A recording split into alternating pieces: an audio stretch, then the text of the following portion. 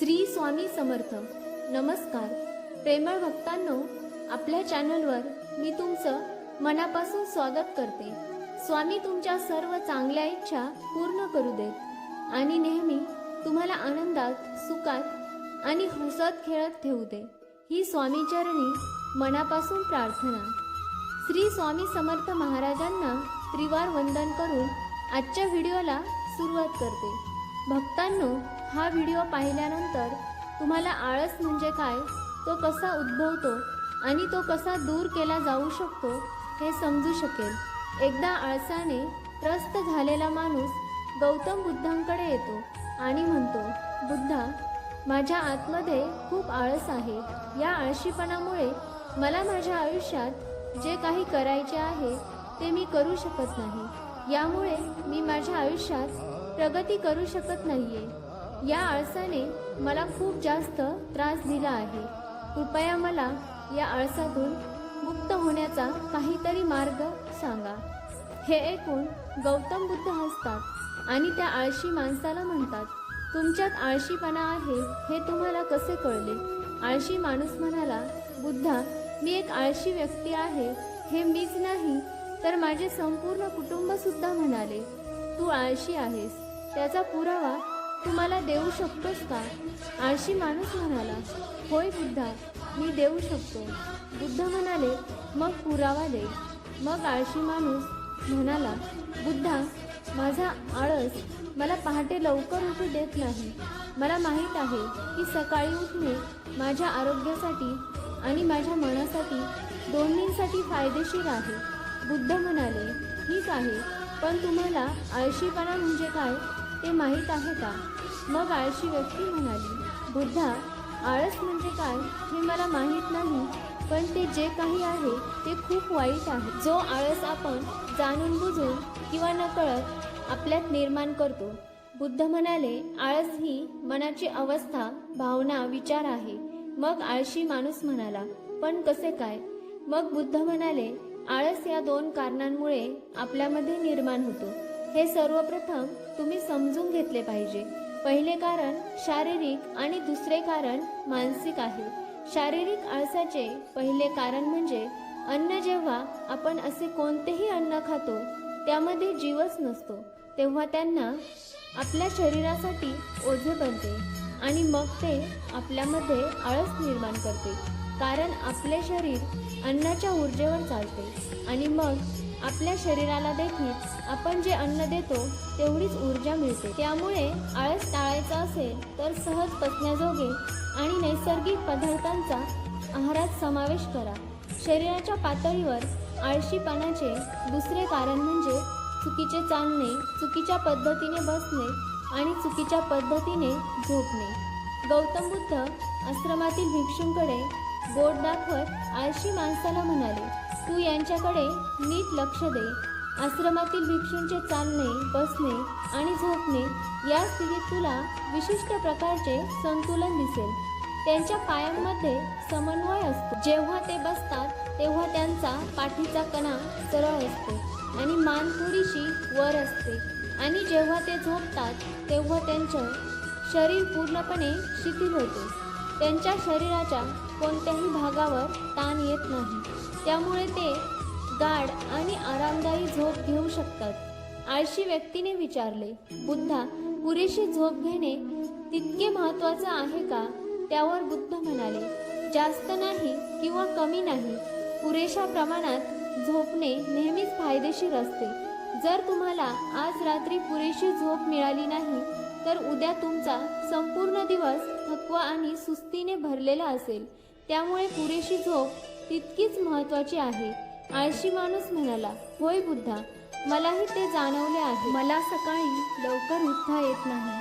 त्यावर बुद्ध म्हणाले, रात्री लवकर झोपल्यावर सकाळी लवकर उठता येईल. बुद्धांनी आश्रमातील भिक्षूंकडे बोट दाखवून म्हटले, या भिक्षूंकडे बघा, त्यांनी रात्रीच्या झोपेची ठराविक वेळ ठरवून दिली आहे आणि म्हणूनच ते रोज सकाळी लवकर उठू शकतात. प्रत्येक बौद्ध भिक्षूंना शिस्त पाळावी लागते आणि ही शिस्त त्यांच्या जीवनात संतुलन आणते. काही लोक या शिस्तीला बंधन मानतात. त्यांना वाटते की शिस्त त्यांना बांधते, पण जर तुम्हाला शारीरिक स्तरावर आळशीपणापासून मुक्ती मिळवायची असेल तर स्वतःला शिस्त लावा, विशिष्ट दिनचर्या पाळा. आळशी माणूस म्हणाला, पण बुद्धा, आम्ही कुठून सुरुवात करू? योग्य प्रकारचे अन्न खाऊन, बसून, झोपून आणि व्यवस्थित चालणे किंवा सकाळी लवकर उठून सांगा मला.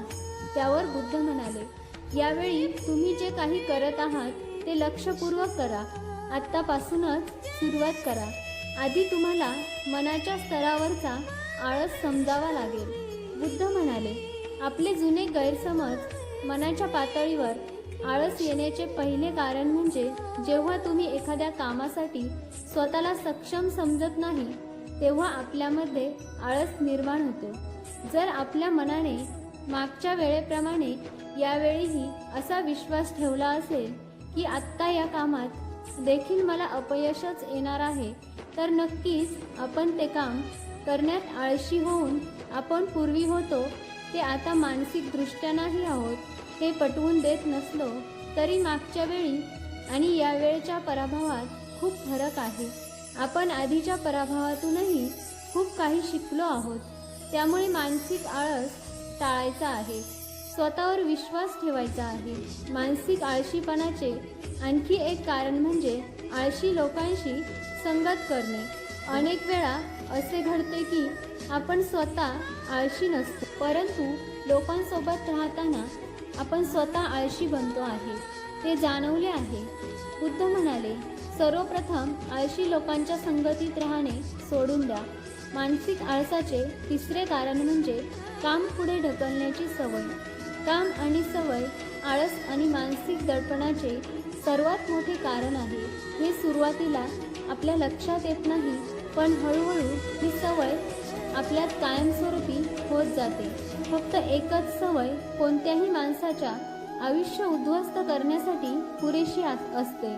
त्यामुळे आज करता येणारे काम उद्यासाठी कधीही पुढे ढकलू देऊ नका. बुद्ध म्हटले, हे मानसिक आळसाचे चौथे कारण म्हणजे समजा तुम्ही एका मोठ्या वाळवंटात अडकला आहात आणि तुम्हाला खूप तहान लागली आहे, तर मग तुम्ही काय कराल? मग तू नक्की काय पाहशील? माणूस म्हणाला, मी पाणी शोधून मी लवकरात लवकर वाळवंटाच्या जवळच्या गावात पोहोचण्याचा प्रयत्न करेन. बुद्ध म्हणाले, पण खूप प्रयत्न करूनही जर तुला पाणी मिळाले नाही तर तू काय करशील? मग तो माणूस म्हणाला, पाणी शोधण्याचा प्रयत्न करत राहील, कारण माझ्याकडे दुसरा पर्यायच नसेल. मग गौतम बुद्ध हसले आणि म्हणाले, आळस माणसाला तेव्हाच घेरतो जेव्हा त्याच्याकडे स्पष्ट धैर्य नसते किंवा त्याच्यासमोर अनेक पर्याय उपलब्ध असतात. त्यामुळे धैर्य असणे नितांत आवश्यक असते. तर त्याचे कारण म्हणजे तुमची दृष्टी स्पष्ट नाही. गौतम बुद्ध पुन्हा म्हणाले, समजा जर तुम्ही अनेक मौल्यवान दागिने घेऊन निर्जन वाटेवरून जात आहात, पण चालताना तुम्हाला खूप कंटाळा आला आणि तुम्हाला बसावेसे वाटले आणि तुम्ही एका मोठ्या झाडाखाली बसला. काही दरोडेखोर दुरूनच तुमच्याकडे धावत आहेत आणि तुम्ही ते पाहिले. मग अशा परिस्थितीत तुमचा आळस तुम्हाला पळून जाण्यापासून रोखेल का? नाही ना. म्हणूनच माझा मुद्दा समजून घ्या. तुमचा आळस तुम्हाला त्या गोष्टी करण्यापासून रोखू शकतो. त्यासाठी तुमच्याकडे कोणतेही मोठे कारण नसते, तो आळशी माणूस म्हणतो. बुद्धा, तुमचे खूप खूप आभार. आतापासून मला आळशीपणाचा सगळा खेळ समजला आहे.